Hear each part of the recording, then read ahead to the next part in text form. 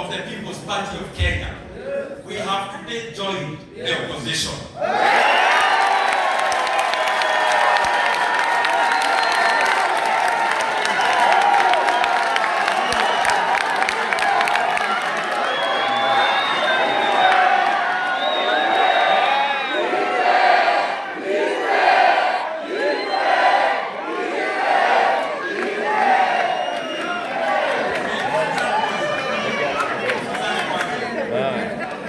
The other point I want to request the Kenyan people. Ukiangalia viongozi wale watapeleka Kenya mbele from next year. I also ask happily the people of Kenya. Waangalie pia People's Party. Kila wao wako na viongozi wanaweza shikana mkono na wengine na tukomboe Kenya August of next year. I also want to say this. I have taken time to consult almost all the opposition leaders. I have sat down with Peter Munya. I have sat down with Honorable Mother Karua. I have sat down with Honorable James Orengo. You know my brother Sifuna is my brother. I have sat down with Honorable His Excellency Rigathi Gachagua.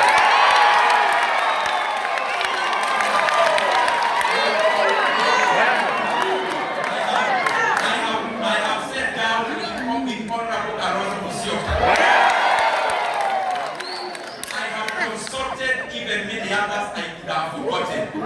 In fact, I want to confirm to you, I have had almost a near-long consultation with most of them, including almost for a whole year, Honorable Dr. Fred Matiang'i.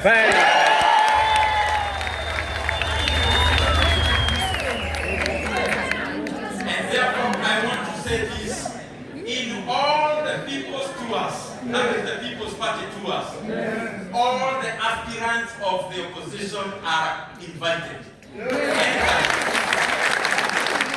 Wewe kama unatoka chama ambayo ni ya kukomboa Kenya next year, iko katika chama yote ambayo inasema hii serikali imedhulumu wa Kenya ya kutosha, na kwa sababu ya hiyo tamu yao ni moja peke yake. People's Party iko kwenu. Unakuja tunakupea nafasi because we are all brothers and sisters. Tutaangazia sana mambo ya kutrain aspirants katika People's Party. Aspirants wote wanasimama term na katika diwani or MCAs. Wale wanasimama katika MPs na zinginezo. I'll be at the forefront of offering them advice and mentorship and trainings so that as we calibrate our country even up here, we also have credible leaders in our wards, in our constituencies, and in our counties. So I am for one united Kenya. All Kenyans, we cannot leave you behind.